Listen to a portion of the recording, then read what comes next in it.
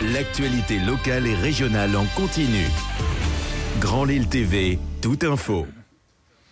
Bonjour à toutes et à tous, il est 7h30. Deux nouvelles lignes au départ de l'aéroport Lille-Léquin. À compter du 8 novembre prochain, vous pourrez vous envoler directement vers Brest et Clermont-Ferrand. 3 liaisons par semaine seront donc opérées les mardis, mercredis et vendredis. Et la clientèle d'affaires ne sera pas en reste non plus puisque l'aller-retour vers Brest dans la journée sera possible.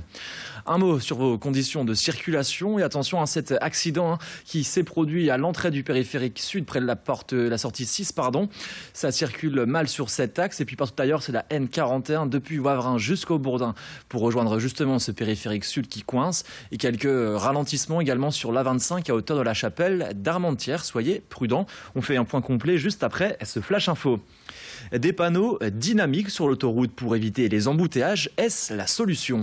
Depuis maintenant 1 an, la vitesse sur la portion de l'A25 entre Bailleul et Anglo est limitée par des panneaux dynamiques, 110 voire 90 selon la circulation et les ralentissements. Une solution qui semble porter ses fruits, qui sera déployée sur de plus en plus d'axes de la métropole lilloise. Et à terme, l'objectif est bien d'atteindre les 70 km/h, autrement dit la vitesse à laquelle un maximum de véhicules peuvent circuler dans un intervalle de temps. Hier matin, la direction interdépartementale des routes est allée à la rencontre des automobilistes. Et au niveau de l'échangeur de Méteren, des tracts décrivant le résultat de cette année de circulation modulée étaient distribués. Le tout avec quelques conseils pour encore fluidifier la circulation en adoptant le bon comportement. Et ces conseils, justement, éviter donc les coûts, limiter les changements de fil et optimiser le remplissage de toutes les voies. Ces panneaux dynamiques qui permettent d'éviter les embouteillages sont bien moins chers qu'un rajout de voie sur l'autoroute.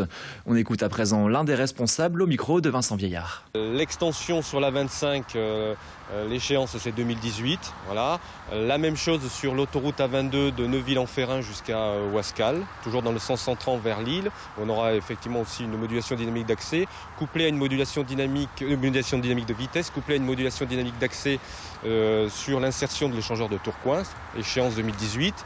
Et ensuite, dans une deuxième phase, on aura également le déploiement de ces mesures sur l'autoroute A1, de l'échangeur de Dourges jusqu'à Léquin, avec 3 échangeurs modulés au niveau des accès, que sont Carvin, Seclin et Léquin. C'est justement le propos de notre question du jour, signée Grand Lille TV et Direct ce matin. Pensez-vous que ces panneaux dynamiques sur l'autoroute sont la solution justement aux embouteillages? Pour voter, vous avez jusqu'à 18h. Rendez-vous sur notre site internet www.grandlille.tv ou bien sur notre appli mobile Grand Lille TV. Régler sa facture d'eau avec les chèques eau, voici le nouveau dispositif lancé par la MEL pour venir en aide aux personnes en difficulté financière. Ces chèques eau viennent en curatif pour aider les familles en difficulté, les familles qui ont des difficultés de paiement, le chômage et autres. Et voilà le dispositif, l'expérimentation que nous avons voulu sur la métropole pour aider les foyers les plus en difficulté. Pour en bénéficier, vous avez des difficultés ponctuelles ou majeures, vous allez dans votre mairie, au centre d'action sociale, vous exposez votre cas, vous remplissez un dossier et en fonction effectivement de vos différents critères, la personne de la mairie qui instruit votre dossier fixera le montant de l'aide par rapport à vos factures.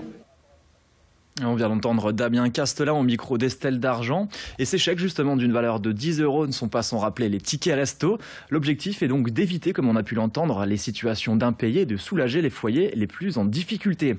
10 000 de ces chèques vont donc être distribués directement au CCAS des 85 communes de la métropole lilloise.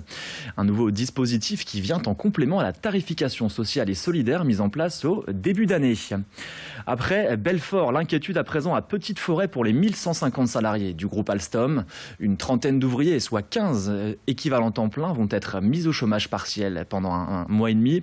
La raison, une baisse des commandes et la fin des gros contrats pour cette usine ferroviaire.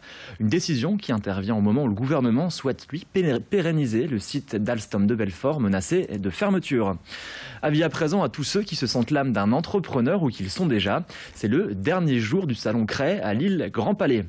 Et pour cette 10e édition, 176 exposants et plus de 1000 experts sont présents pour répondre aux attentes des entrepreneurs actuels ou en devenir.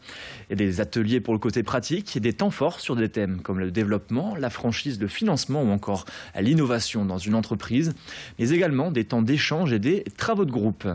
Et parmi ces travaux, justement, ceux de certains jeunes venus développer leur sens de l'entreprise, à travers notamment le camp de l'innovation et les Creative Days. Explication complémentaire au micro de Vincent Vieillard. On s'est associé justement à EPA, donc Entreprendre pour apprendre, qui donc sensibilise les jeunes dès le plus jeune âge à la création d'entreprise. Et ça fait évidemment partie des cibles du Salon Cré de vraiment toucher l'ensemble de la population sur le sujet de l'entrepreneuriat. Donc hier, on a eu les camps de l'innovation. Et là, pendant 2 jours, on va accueillir les Creative Days. Donc ce sont des collégiens et lycéens de l'ensemble de la région des Hauts-de-France qui viennent travailler ici sur le Salon Cré pour lancer des projets de mini-entreprises. Et ensuite, c'est tout un programme qui est déroulé au fur et à mesure des mois pour ensuite avoir le Festival de l'initiative au mois de mai, également à l'Île Grand Palais, pour présenter les projets de création d'entreprise. Et du bizutage à l'engagement citoyen, voici une nouvelle manière de faire sa rentrée. À l'ISTC de Lille, les étudiants en première année se sont mobilisés pour la bonne cause, aider les personnes mal logées. Et pour la 14e année, l'association Habitat et Humanisme, qui a fait du mal logement justement son leitmotiv, a fait appel à cette école. Sa campagne, une clé pour les mal logés, et vise à récolter des fonds pour ces personnes en situation de précarité. Et à chaque vente effectuée, une clé symbolique attachée à son portefeuille est offerte. Les quelques 120 étudiants ont sillonné les rues de Lille afin de faire connaître l'association et récolter des dons. Allez, c'est la fin de cette édition. Tout de suite, on se retrouve pour faire le point sur votre météo et les conditions de circulation. Belle journée à toutes et à tous.